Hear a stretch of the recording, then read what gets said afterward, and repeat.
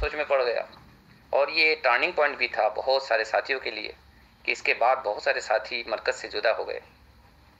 मैं भी कुछ दिनों तक परेशान रहा।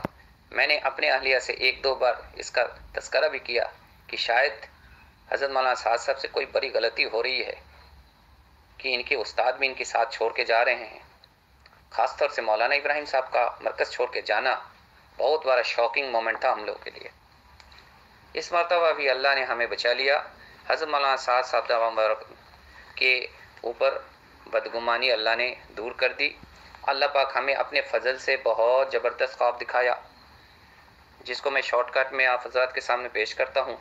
आप ससम के पीछे मैं चल रहा था, इतने पे देखता हूँ मौलाना इब्राहिम साहब मेरे सामने हैं। मुझे बहुत खुशी हुई आपको देखकर, लेकिन थोड़ी देर में देखता हूँ कि आप बाएं तरफ मुड़ गए और थोड़ा और आगे बढ़ गए बाएं तरफ, वहीं अंधेरे में जाके खोर गए। इसी में देखता हूँ कि मौलाना साद साहब मेरे तरफ से गुजरे, दाएं तरफ से सफ़ेद कपड़ा था, सफ़ेद अमामा था, और बड़े तेज़ी से गए। अल्लाह के नबी सल्लल्लाहु अलैहि वसल्लम के पीछे पीछे जाते जाते आगे मरकज़ दिखाई दिया और मरकज़ के अंदर दाखिल हो गए।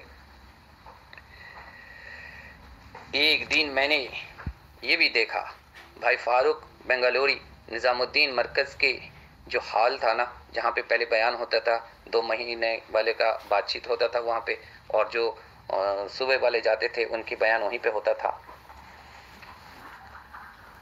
अभी जो 3 तल्ला में होता है उस जगह में नहीं, पहले हॉल में होता था। फारूक बेंगलोरी वहाँ पे बात कर रहे हैं 4-5 आदमी के सामने, और वहाँ मौलाना साद साहब की मुखालिफत में कुछ बात वो कह रहे हैं, और उधर हॉल में हज़रत मौलाना साद साहब की बयान हो रहा है। मैं पीछे खड़ा होकर के सुन रहा हूँ, मजमे के एकदम पीछे वाले हिस्से में। इतने पे मेरे सामने जनाब रसूलुल्लाह सल्लल्लाहु अलैहि वसल्लम तशरीफ़ लाएँ और कुछ बातें फरमाया, जिनमें से 3 बात बड़ा पॉइंटेड था। सबसे पहली बात तो उन्होंने की कि फारूक को बोलो मौलाना साद की मुखालिफत छोड़ दे।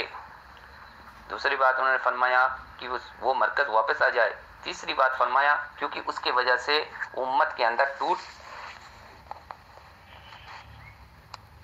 उम्मत टूट रही है।